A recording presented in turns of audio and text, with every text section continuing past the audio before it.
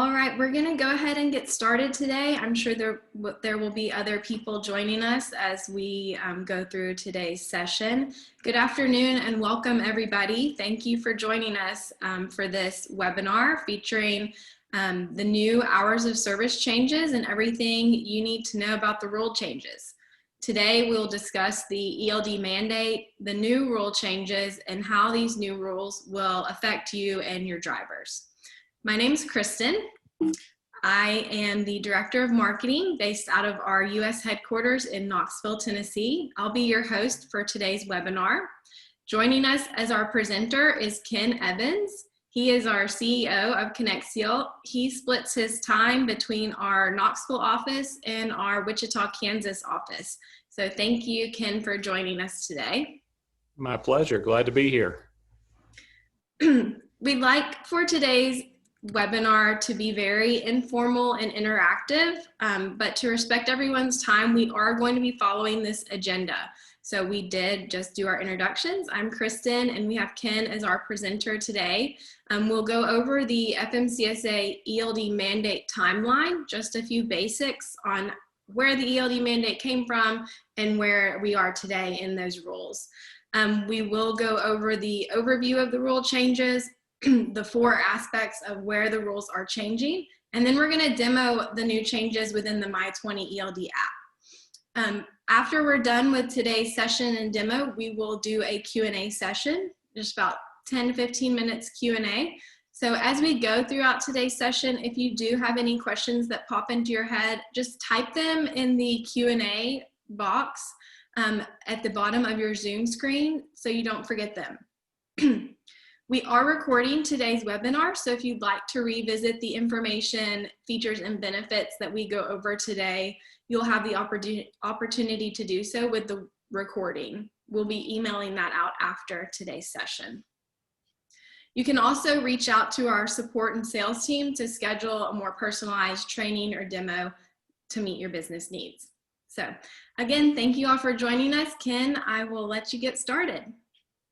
Okay, thanks, Kristen. Appreciate the intro.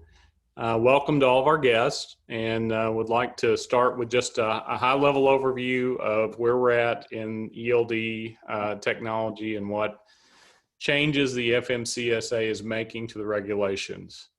So if we look back at the timeline, the initial rules were proposed for ELD by the FMCSA in December of 2015. And it was planned to be a 4-year phased implementation.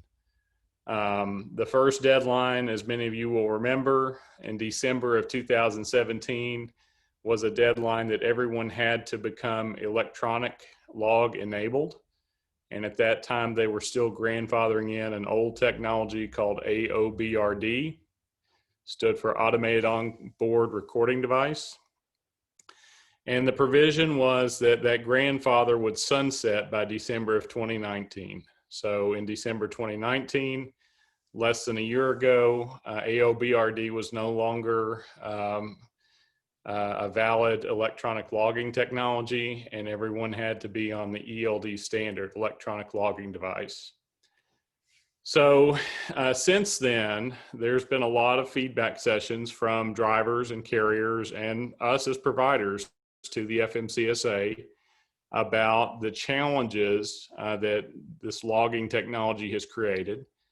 And one of the things that the FMCSA listened to, I know that they had sessions at MATS and GATS each year because I was there, but they did try to listen and say, okay, the message that came through loud and clear from carriers and drivers was, hey, we need more flexibility. When we had paper logs, we were able to be more flexible. And the electronic technology, although it didn't change the hours of service rules, it basically made sure that everything was captured accurately. So in response to that, in May of this year, May 2020, the FMCSA issued proposed new changes to the HOS rules. And we're going to review those today and answer questions about them to grant some more flexibility to drivers and carriers to try to help them stay in compliance with the spirit of the rules and the mandates being driver safety and public safety. So we're going to walk you through what those changes are. The changes will become effective at midnight on September 29th of this year. So we're basically less than a week away. And we'll talk to you about what those changes are. But the changes do not go into effect until midnight in your time zone. So whatever your home terminal is for your carrier, midnight on the 29th is when that will become effective for you as a registered carrier. So let's go to the next slide, Kristen. So there's 4 main changes that we need to talk about, and we'll talk to you about how those changes have been implemented by the My20 application. And I'm sure this will generate a lot of questions, and we'll be happy to go through those as time permits. So the 4 major changes, and we'll go into detail on each one. There is a change in the 30-minute break rule requirement. There's a change in split sleeper berth provision for getting equivalent 10-hour rest. There's a new change in adverse conditions for road conditions and weather. And there's a change in the short haul exemption. So I'm going to take those one at a time. And after we get through those, we'll show you a demo and we'll have some question and answer. So the first change, and probably most significant for most drivers, is the 30-minute break requirement. So prior to this change, as you guys know, from the time you first went on duty for a duty day, an hours of service cycle day, you basically were allowed to have up to 8 hours before a required 30-minute break. And to fulfill that break, you had to have either off-duty or sleeper berth 30 consecutive minutes. And then once you got that, then you could go back to driving activity. So what is changing here with the increased flexibility is a couple things. One, the 30-minute break requirement now can be fulfilled by any non-driving status. So it can be fulfilled by off-duty, sleeper berth, or even on duty, as long as it's 30 consecutive minutes in one of those statuses. Doesn't mean it has to be all in off-duty or all in sleeper or all in on-duty. It's just 30 consecutive minutes. So the example I'll give you guys is if you're making a fuel stop, you may start fueling the truck, and let's say that's a 15-minute exercise. You would be in on duty. Then you decide you're going to go in and take a break, get a cup of coffee, whatever it is you're going to do, then that would continue. So you may have 15 minutes of actually being in a break scenario where you're off duty. But together, that on duty 15 and the off duty break time gave you 30 consecutive minutes where you were not driving a truck. Okay. The second part of the change is before you were required to take your break 8 hours after beginning work. Okay. Now that requirement does not kick in until you have been driving the driving status for 8 cumulative hours. Okay. So in the past, if I started work at say 10 a.m., 8 hours from 10 a.m., I would have had to take a break.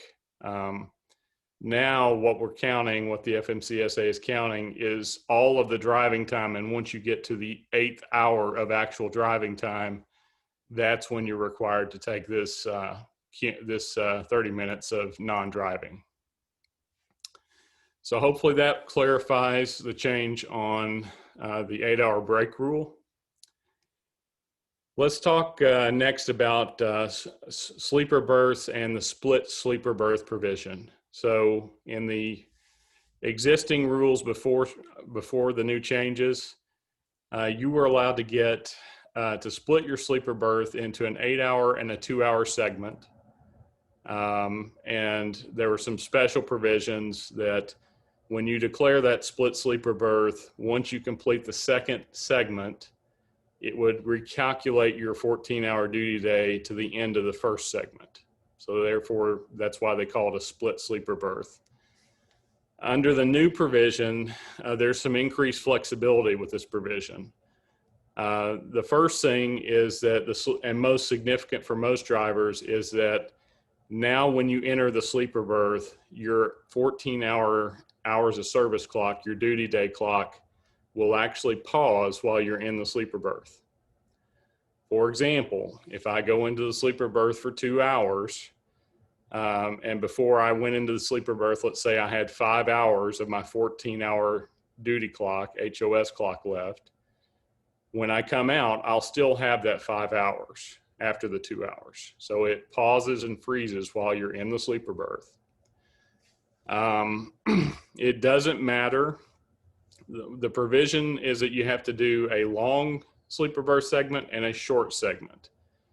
It does not matter which sequence you take them in. You can either do the short segment first, or you can do the long segment first.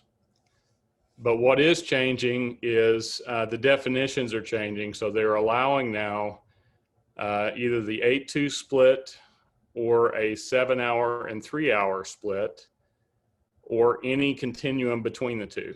So for example, if I did a 2.5-hour nap in the sleeper, when I come out, I would have 7.5 hours that I could do at some later time to complete the 10-hour rest requirement. So it's a continuum between 8-2 and 7-3. And so the rule basically says your short segment has to be a minimum of 2 hours, okay?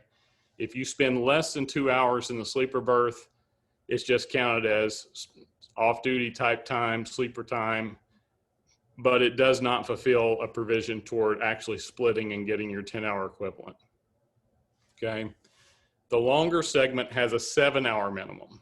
You may say, well, 2-hour minimum and 7-hour minimum, that's 9. No, these are the minimums for each segment, and they have to add up to 10 hours total. So the short segment can be as short as 2, the long segment can be as short as 7, but they have to add up to 10 hours total to meet the requirement.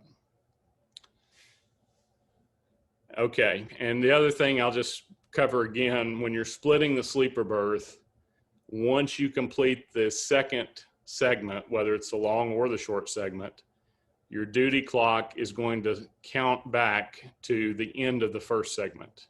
And so it recalculates your duty day at that point. And I'm sure we'll get lots of questions on this, and I will do my very best to answer them because it's probably the most complicated thing in this stuff.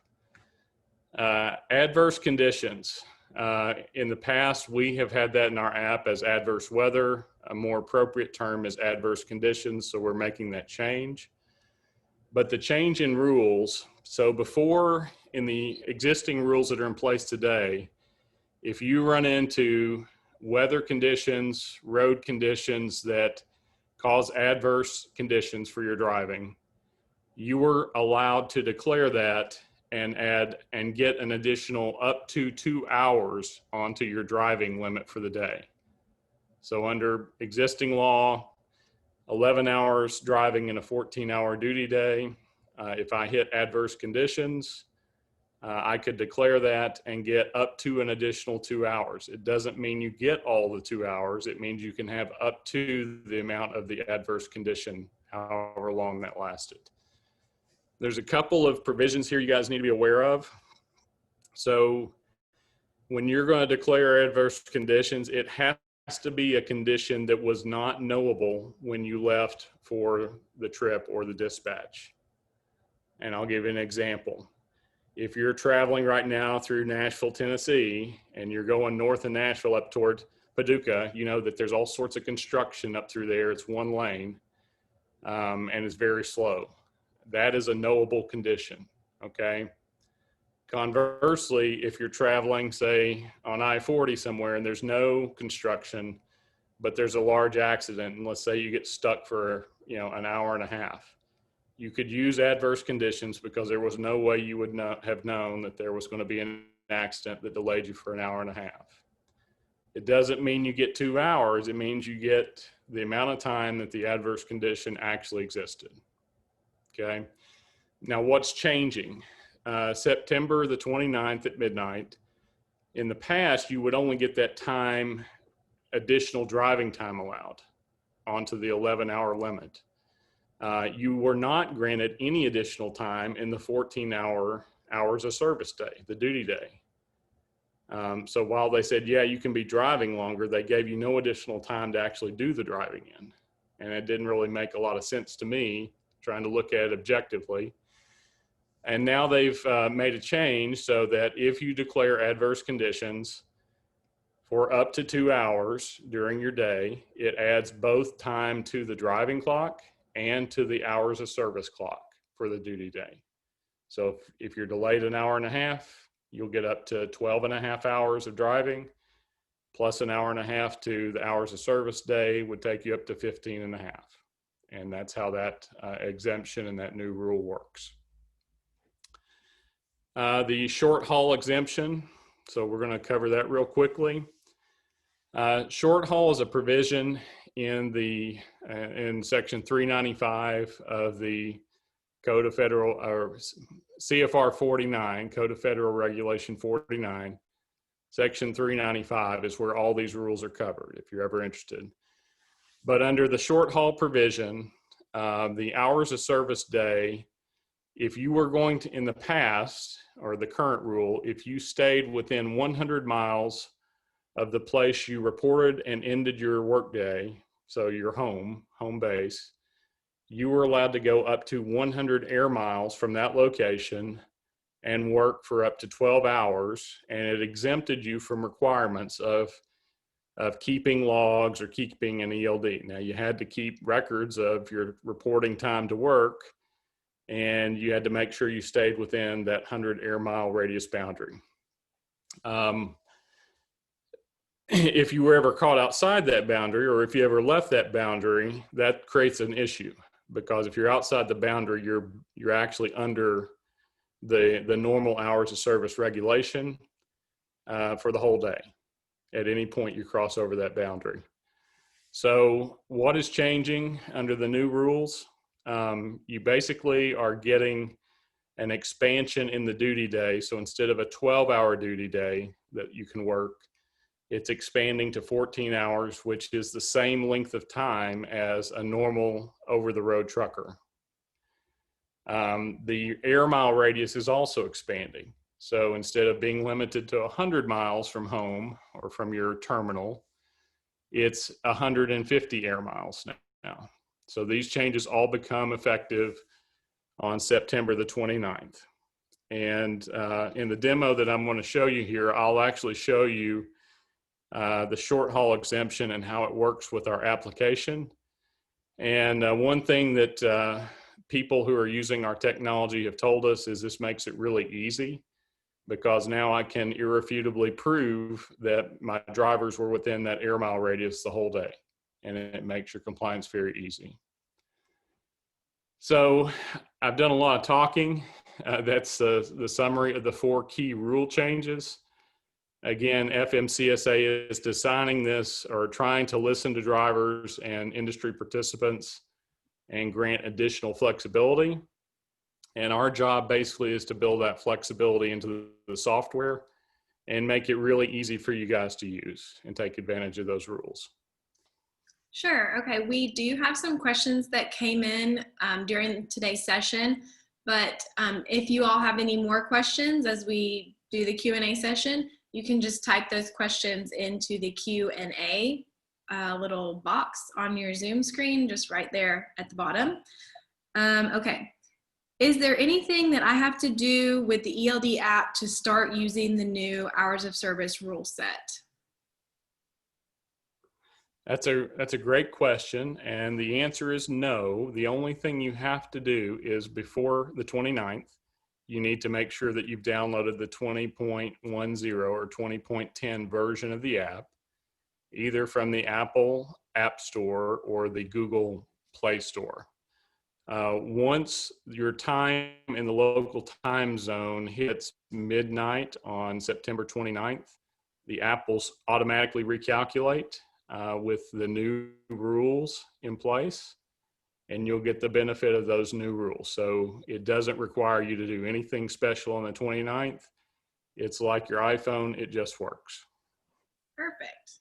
That's very easy and convenient. Yep. Okay, our next question.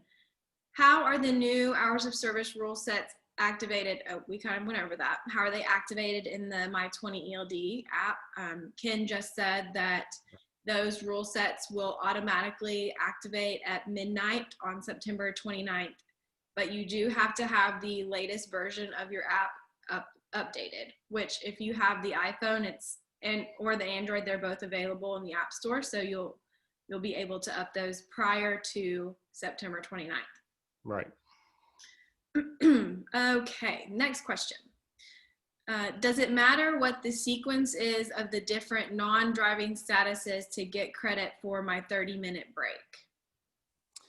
Yeah, so once you go into a status that's not driving, it could either be off duty or sleeper or on duty, time will start counting up in the center of the clock, and you'll be able to see, even if you change statuses, how much cumulative time you've had. So it does not matter the order in which you take them. The requirement is simply for 30 consecutive minutes of non-driving activity after 8 cumulative hours of driving. Okay, now that's a little bit different than it is today. Today, it's after 8 hours after I first started working, I have to take an off-duty or sleeper break.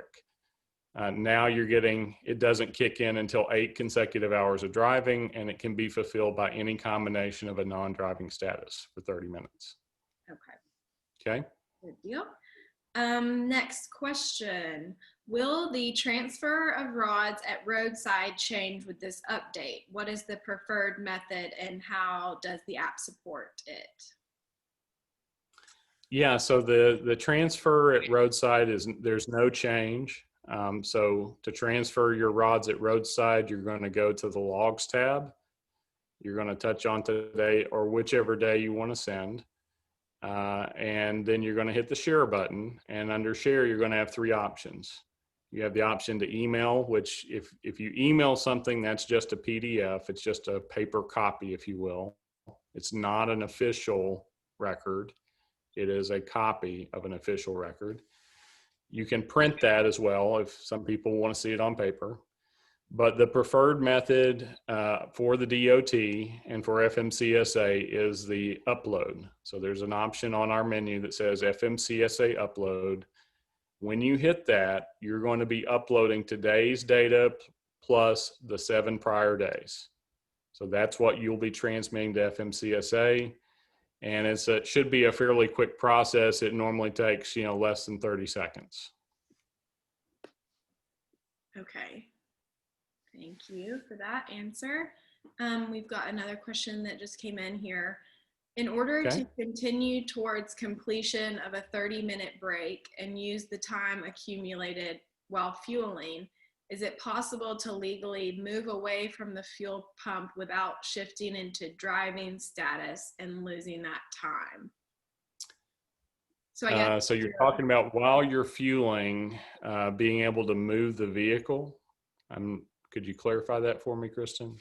Yes, I think what they're saying is, are you able to move the vehicle from the fuel pump without losing your 30-minute break? That's a great question, actually, because I know what a challenge it is at some of these rest stops or fuel stops to get in line and then have to move. So the answer is, whenever the vehicle goes more than 5 miles per hour, and guys, let's think about that. I can walk faster than 5 miles an hour. So if you're going to move the vehicle, you need to assume it's going to trigger 5 miles an hour. If it goes over 5 miles an hour, it's going to be driving. Unless, and here's where you can use the option, you can set your exception to off-duty PC, personal conveyance. If you do that and your vehicle goes over 5 miles an hour, say you're moving it from the fueling pump to a parking spot so you can go in, I would set it to off-duty PC if you're going to move the vehicle and don't want it to show up as driving. I don't think it's prudent to count on your driver for not exceeding 5 miles an hour. That's a good point. But Yeah. that's a way you can protect yourself. Yeah, So the person good question. this question, they also commented this would prevent them from sitting at the pump for 30 minutes. Yeah, we don't want to. Yes, it certainly would. Yeah. Okay, one more question. It looks like you've made some changes to the way the system alerts drivers prior to a violation. What are those changes, and how is there an, are we able to customize those is basically what it's saying. Sure. Yeah, we listen very carefully to you guys as you give us feedback. And one of the things we heard loud and clear is we're not getting enough notification when there's going to be a violation or a potential violation. So with the 20.10 releases, actually, I think it went in on 20.9 releases. When you get within the distance or the time that you've set that you want a notification, the screen is actually going to alternate between orange and white, and it has a noise as well, an alert noise, and it tells you which condition you're in danger of violating. So if you want to adjust the time for that, you would go into the menu at the top left, you would go into settings, and then under notifications, you can choose what time you want to see a notification in advance of a potential violation. You can either set it to an hour, 45 minutes, 30 minutes, or 15 minutes. And so you're going to get notifications at those intervals. And for example, if you set it an hour, you're going to get one in an hour. And then if you dismiss it, but you're still potentially in violation, we're going to show it to you every 15 minutes to help you guys and your drivers try to manage that better. Awesome. Okay. We do have another question that came in. Will this affect the ag exemption? So these rules do not affect the agriculture exemption. There were no changes for the ag exemption. So just real quickly, the ag exemption says that if you're hauling an exempt agriculture commodity, and there's a long list of those, you'll need to go to FMCSA to get the list for yourself.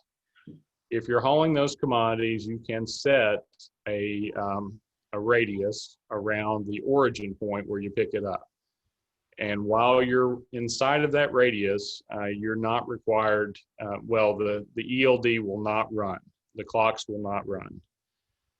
It's only when you exit that 150-mile air radius for the ag that your hours of service actually start running. So no changes specific to ag, but clearly you can, once you're outside that boundary and being managed by normal hours of service rules, you get the benefits of the new rules that we're talking about.